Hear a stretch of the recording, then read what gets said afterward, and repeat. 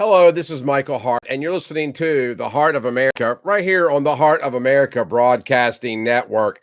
This is our second installment in what we like to refer to as the Unknown America Projects. For the last 11 or 12 years or so, we've been doing a conservative talk radio program on a terrestrial signal, which eventually moved over to to the internet where we are now. And then we added this particular channel to our mix of content over the course of the last couple of weeks.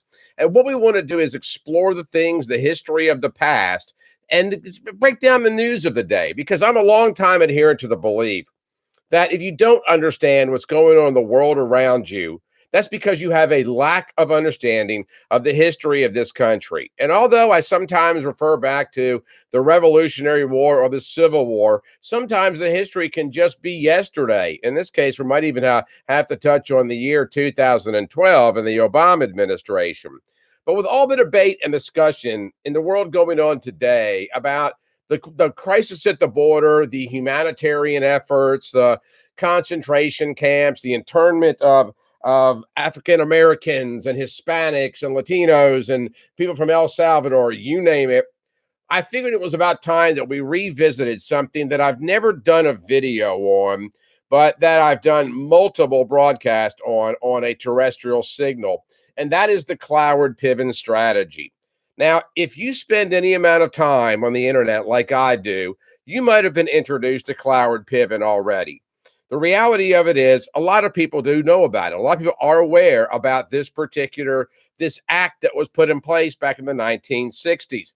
I try to keep these particular installments at around 15, maybe 20 minutes or so. I haven't been too successful in doing so yet. Last week we talked about the insidious plan, the propaganda to get the socialist agenda passed, going all the way back to the year 1901, and then bringing it forward to today. And we're going to do something similar to that in this particular broadcast. In order to keep me kind of on track here, so that I don't put you to sleep, we've got an enormous number of notes that we want to work with. But one of the things that I do want to share with you is that the crisis on the southern border is quite purposeful. It is by design. And we've got some interesting observations going all the way back to the 1960s that's going to prove to you that it's all by design. This democratic notion of some kind of humanitarian hysteria going on in the southern border, fostered by Donald Trump or the Republicans or a feckless House and Senate, quite frankly, it's simply not the reality. So let's go all the way back to the year 1966. It's in this year, Columbia sociologists Francis Fox Piven and Richard Cloward put forth what they would call the Cloward-Piven strategy. A lot of people are unaware of the fact that these two were actually married. They were also members of the Democrat Socialists of America, the same group that, maybe the Four Horsewomen of the Apocalypse are affiliated with, as well as many others. The idea was to drive the American economy to its knees. Now, what would be the inspiration for that? Well, frankly, it started out with the 1965 race riots in Los Angeles, the Watts riots in the Watts section of LA, where a black man was beaten by police officers. This inspired these two to come forth with a way to crash the system to level the playing field. Now, a lot of people are under the misconception that Cloward and Piven wanted to expand the welfare rolls, and that was the ultimate goal, when in actuality, it was a matter of collapsing the welfare rolls so that would take the U.S. economy down with it at the exact same time. Now, looking at this particular strategy, because they published this thing in 1966 in an article titled, "The Weight of the Poor, a Strategy to End Poverty." Now, this is one of the reasons I'm so adamant about history, because this goes all the way back to 1966. In the article, they charged that the ruling class, corporate America, big business, maybe hyper politicians, I don't know, were using the welfare system, right here in the article, to weaken the poor by providing a social safety net. Now, think about this for just one moment. The Democrats have been screaming for the longest period of time about the expansion of Social Security, welfare, SNAP, TANF, etc. But Cloward and Piven, in their article, make the claim that the welfare system is the tool of the wealthy to, as they put, and I love this line, douch the rich fires of rebellion. Poor people, and this is a quote, by the way, poor people can only advance when the rest of society is afraid of them. That published in the New York Times in 1970. Activists, number two, should work to sabotage and destroy the welfare system. The collapse of the welfare state would ignite a political and financial crisis that would rock the country. And finally, poor people would rise and revolt, and only then would the rest of society accept their demands. Now, the key to sparking this revolution was what is referred to as Trojan horse initiatives, where you are reaching out to people and you are acting as though you are trying to help them in their financial plight, when in actuality, what you're trying to do is recruit them as foot soldiers for your particular initiatives.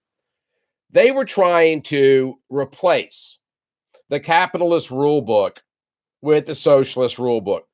As we have pointed out in previous editions of these videos, the Democrat left, the progressives in particular, have tried for decades, even over a century, to implement social ideologies and policies that have been a little bit wanting from their perspective, not taking hold nearly as quickly as they would have liked. So the piecemeal approach has frustrated them. And so now we're looking at a full-scale collapsing of the United States capitalist system so the government presumably can come in and rescue us all with socialism. That was the plan of Cloward-Piven. And again, it goes all the way back to 1966. They noted that the number of Americans subsisting on welfare, and here's where it gets dicey, and here's where it gets all 2012, was about 8 million at the time, probably represented half the number, listen to this carefully, half the number that were technically eligible for full benefits. This is key to why I wanted to do this particular video today. They had a massive drive at this point in time, and this is taking place in New York. They have a massive drive to get people on to the welfare rolls. Again, we're in the mid-1960s. The result, predicted these two clowns, would be what they called a profound political and financial crisis that would unleash powerful forces for major economic reform at the national level. Now, they also predicted that the following would happen, and I'm reading directly from their manifesto. Politicians, intimidated by black violence, would appeal to the federal government for help. Carefully orchestrated media campaigns carried out by friendly left-wing journalists will float the idea of a federal program of income redistribution in the form of a guaranteed living income for all. Did we not hear that from another social democrat just weeks ago in the name of Alexandria Ocasio-Cortez? Guaranteed living income for all. Here's key: working and non-working people alike. All part of the plan. To give you some perspective on this, you see how gray my hair is? I was 5 when this was written.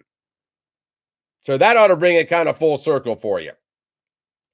Again, we're talking about these Trojan horse initiatives here, and these are initiatives that are put forth to create the illusion that you want to help a certain body of people, when in fact you want to bring them on to your side as foot soldiers for the purposes of collapsing the system. Now, let's stop right here for just a moment, because this is the real rationale for the open borders mentality to the South. Willing accomplices to come in, take the benefits, and overwhelm the system. Currently, and Donald Trump even announced it earlier today, and although I'm doing this video live, it will be archived. I have no idea what the outcome of this is going to be tomorrow, that we're going to be removing people from the welfare ranks because they have spiked in recent years. But that's always been the plan. But now we have this initiative to our southern border for the purposes of bringing people into this country to overwhelm and tax the benefit system in this country. Now, I want to stop right here for just a moment because people oftentimes think that, well, perhaps we're being a little conspiratorial here. We're not at all. In 2012, the Obama administration identified what they referred to as a condition called mountain pride. Pardon me. Mountain pride primarily dealt with people in Appalachia. In other words, Pennsylvania, West Virginia, parts of Maryland. There was a problem. The Obama administration in 2012 sought to expand the role of welfare, but they were running out of welfare recipients until they discovered this phenomenon called mountain pride. Remember going back to Cloward-Piven, get the total number of people on the rolls that are eligible because there's too many people that are not aware that they are or don't care. Enter mountain pride. Mountain pride is essentially this: people that are independent, rural, able to perhaps live off the land. If you want to go all Hank Williams Jr. and a country boy can survive, people that are entitled to benefits but will not accept them because they're prideful. At this point in time, the Obama administration began creating teams of people primarily populated with local social workers in these states to literally go door to door and sell people on the idea, people that were eligible but not taking benefits, out of choice, by the way, that they had to get on the welfare roll. They didn't threaten them. The basic story was that we have certain welfare budgets that are afforded to us by the government. If you don't accept the benefits that you're entitled to, we run the risk of losing our funding or having our budget shrunk, putting your neighbors, your family, your friends at risk. These social workers were actually given bonuses. They were giving SPIFs, special performance incentive fund money, to sign up these people and get them on the ranks of welfare. This occurred as recently as 2012. Luckily, the pride of many of these people in the hills more or less took over and they refused. But it's a direct relationship to what Cloward and Piven were talking about in getting people on the welfare rolls to overwhelm the system. And it's happened as recently as 2012, and it's happening on our southern border now. After a series of mass marches, which were inspired by a guy by the name of George Wiley. Wiley was an African American that both Cloward and Piven recruited to be the face of the movement. And he created several different organizations, and he also declared the birth of what he called the welfare rights movement. In the summer of 1967, Wiley founded the National Welfare Rights Organization. His tactics closely followed recommendations of that of Cloward-Piven. Wiley's followers often invaded welfare offices across the United States, usually quite violently, bullying social workers and loudly demanding every penny that they were entitled to by law.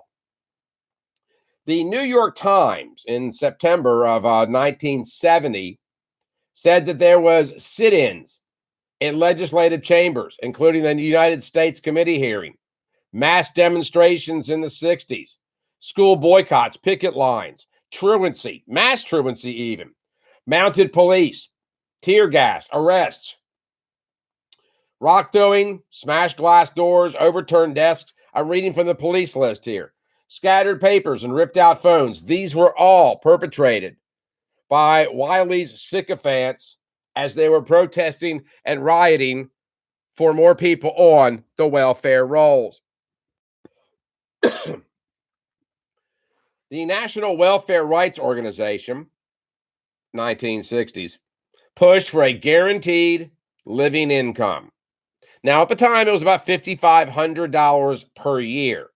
But you got to bear in mind, this is the mid-1960s. It wasn't meant for something that you could live on permanently, but it was a guaranteed income for the purposes of bringing people on to their side of the voting ranks. the tens of billions of dollars, okay? Tens of billions of dollars in welfare entitlements that Wiley's followers managed to get from state and local governments, primarily in New York, came very close to sinking the economies, particularly of New York. And in 1975, New York was actually forced to declare bankruptcy. That's because the welfare dollars went from $20 million a year to 180. New York's welfare rolls before Wiley have been growing at around 12% annually. Once Cloward-Piven bring him on, it burgeons all the way up, balloons to 50% each additional year. I'm not talking about 50% of the population. I'm talking about 50% of the previous portion of the population that was already on the welfare rolls. And again, New York declares bankruptcy in 1975. I need to read this directly to you because it's a quote in a January 2011 article in The Nation magazine. Francis Fox Piven, reflecting on the elements that had helped make the welfare rights movement successful in the 60s, quote, before people can mobilize for collective action, they have to develop a proud and angry identity and a set of claims that go with that identity. They have to go from being hurt and ashamed to being angry and indignant. Sound even remotely familiar with what's going on in this country today? Welfare moms did this in the 60s by naming themselves mothers instead of recipients, as one example. Protesters, staying with her quote, protesters need targets, preferably local and accessible ones capable of making some kind of response to any angry demands. Now, this kept on for the better part of a decade, and it was experimented with several different times, primarily in New York, and it was successful. Cloward and Piven understood that there's a finite number of dollars available to welfare recipients, and through they didn't call it Mountain Pride at the time, but through the efforts of getting as many people on the welfare rolls as they can, that in fact they would bring the system to its knees, collapse economies, and states would start screaming bloody murder for the federal government to intervene. The federal government theoretically would have to come along, bail them out, potentially collapsing the U.S. economy, and that would be the impetus for the introduction of socialism in America. This is why we have people on the southern border being let in here en masse. Frankly, the Democrats were running out of people. Mountain Pride is a very real thing. The economy's great. We got jobs being created everywhere. That's why Trump wants to reduce the welfare roll. We got to have a new influx of people. But Cloward and Piven, they were pretty smart. They thought, hey, if it works with the welfare rolls, why not use it for voters? They loathe, they despise the Electoral College and the entire electoral system. What they did in 1982, the sycophants of the Cloward-Piven strategy started the new voter rights movement in America, which purported to take on the unfinished work of the voting rights of 1965. For those of you that listen to me on the Heart of America, which, by the way, comes on Monday through Friday, 9 Eastern time, right over at heartofamerica.net, how many times have you heard me reflect on that? Happened yesterday's program, which purported to take up the unfinished work. Buzzwords, unfinished work. In other words, it failed once, so we're going to try it again. But the unfinished work, in this case, of the Voting Rights Act of 1965. Cloward and Piven despised, again, the electoral system. And for much of the same reason, they figured that, get this, that allowing people to vote in America was a way to keep people docile. I know, I'm just sitting here ruminating on it because it's hard to get your head around. Welfare and voting. Welfare and voting. Keep the masses docile. So, in their 1977 book, the poor people's movements, why they succeed and how they fail, they asserted the electoral process actually serves the interest of the ruling class, providing a safety valve to drain away the anger of the poor.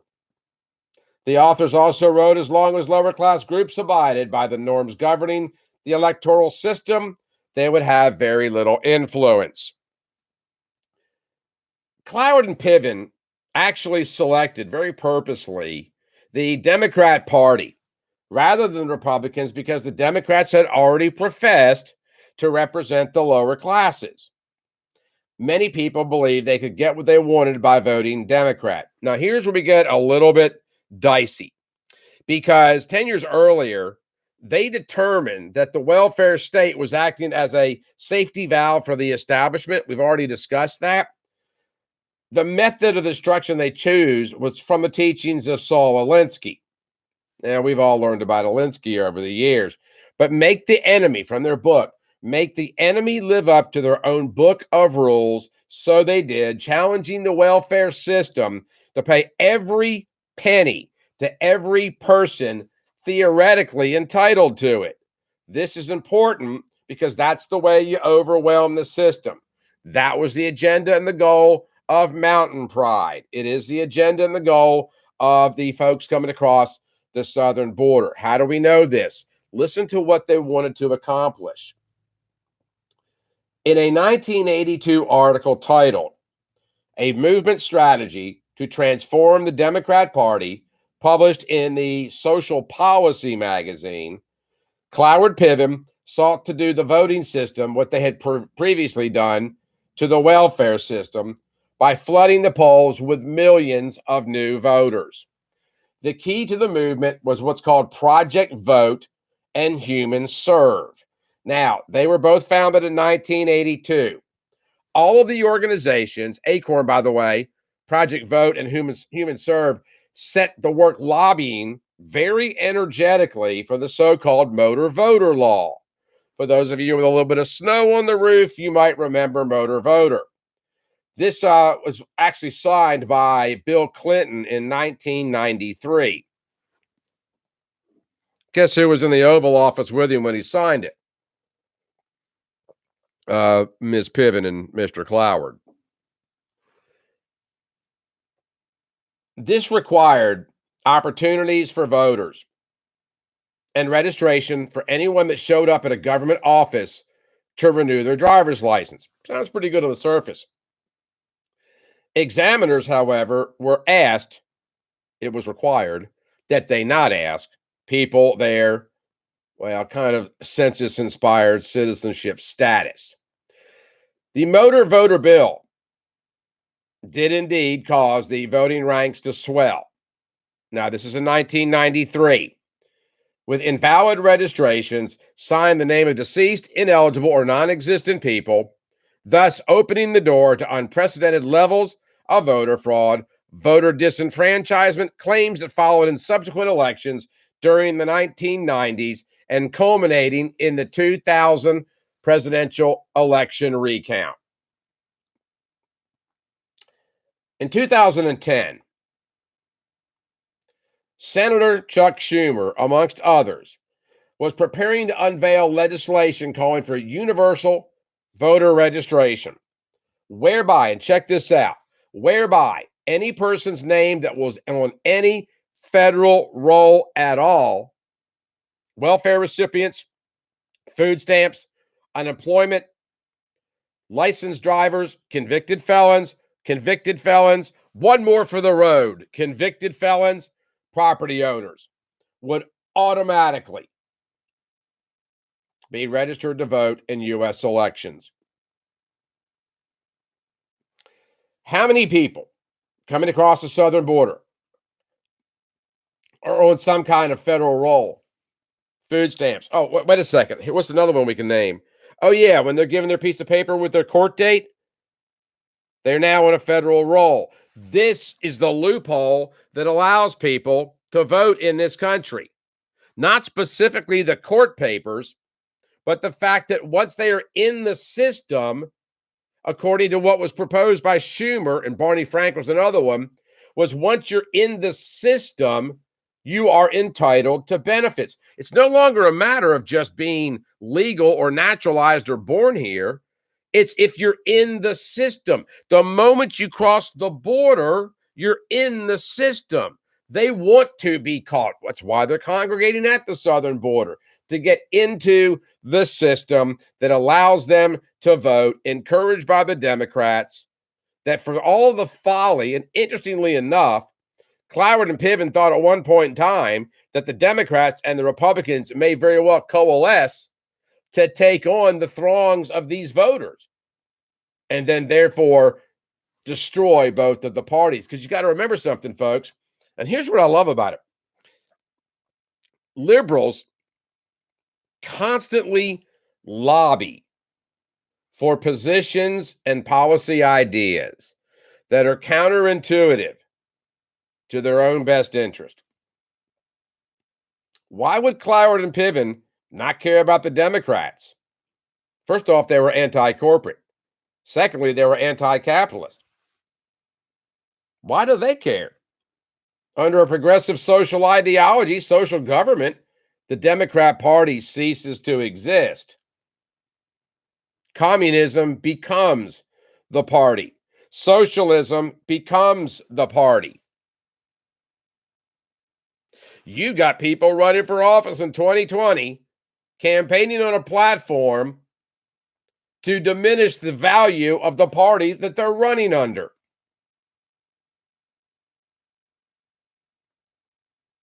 Now, try to wrap your head around that for just a moment. So anybody on the federal rolls, and again, convicted felons, has the right to vote under this plan. Leftists, such as Barack Obama, use the term fundamental transformation on the theory that society can only be improved by destroying the deeply flawed existing order. The Democrats ran out of patience. They ran out of people. They've more or less run out of purpose. So they're running to flood the borders from the South with brand new people that are overwhelmed and tax the welfare system to the brink, causing it to collapse, while simultaneously granting these people voting rights so that they can be assistant in introducing the new social policies that were espoused in this nation over 100 years ago, and probably even longer, for the purposes of doing away with capitalism, which in their viewpoints, and Cloward-Piven has demonstrated that, and I might add, in New York in 1966, proved that their strategy worked as they brought New York City to bankruptcy because of their inflation of the welfare rolls. That's what's happening to the southern border today. This strategy is not taught in schools. Frances Fox Piven is still alive to this day, at least as of this broadcast. She's still out there. She's 85, 86 years old, still doing her thing.